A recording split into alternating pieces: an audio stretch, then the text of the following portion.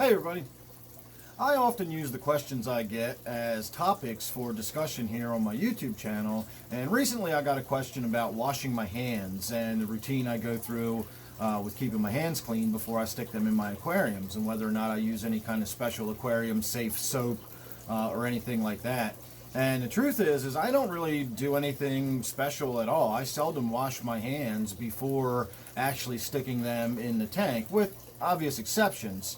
And I was thinking about it this morning, and the reason is pretty simple, and that's because I don't walk around with crud and contaminants and stuff all over my hands. And a good example is this morning I was using pyrethrins to spray some of my houseplants upstairs. I've got soil gnats, and I think I might have some thrips upstairs too, but that's another problem. So anyway, I was spraying the pyrethrins, and pyrethrins are particularly toxic to aquatic life. And of course I wasn't wearing gloves or anything because it's harmless for me. But when I was done, I made sure I washed my hands. And so my hands have already been washed. I made sure I got all of that off of there. If I'm using solvents or glues, or I'm just digging around in the dirt out in the garden, if I've done something that's gotten my hands dirty, I then wash them. So I don't, at any given moment, like right now, I haven't washed my hands since a little while ago when I talked about, washing them after using the pyrethrins. What have I done to make my hands dirty enough that they're going to have any kind of impact on my aquarium? There isn't any. So the times that I would specifically wash my hands before putting them in a tank, other than the obvious, like I just got done doing one task and now I'm going to come in here and work in the fish room, obviously I wash my hands before I'll come in and start working in here.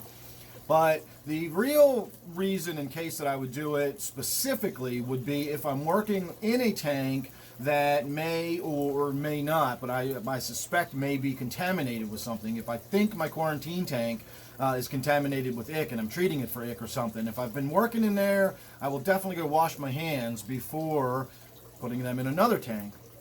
Other than that, my tanks aren't really contaminated, so if I've got my hands in one tank while I'm doing a water change and then I stick them in another, I don't, this isn't surgery. I'm not going and sterilizing my hands between each contact with each new fish tank. In fact, most of the times I'll simply take the siphon hose. If I'm doing multiple fish tanks, I'll just take it out of one tank and go right into the next. So, I'm transferring water from one tank to another on a regular basis. So that aspect from tank to tank is certainly no issue. But the idea that I'm going to come in here and my hands are going to have some, like antifreeze or fish poison or something all over them, and I'm just going to plunge them into the tank. No, I don't do that. If my hands have gotten dirty doing something, I wash them before I go do anything else. So on a regular basis, under general terms, my hands are usually just clean enough to go in my fish tanks. And as far as any kind of specific soap, now, I'm going to rinse the soap off, so whatever kind of soap I used isn't going to be there anymore after I'm done rinsing my hands off, and so I'm not putting the soap in the aquarium, I'm putting my rinsed hands in the aquarium, so I just use whatever, dish soap I've got available, or, if I've got really filthy hands, got engine grease on them or something, then I can use a hand cleaner or something, but I rinse them thoroughly, and then I'm good to go. But again, I just don't walk around with dirty, contaminated hands all the time, so that's just not a big concern. This isn't surgery. The fish are not that sensitive.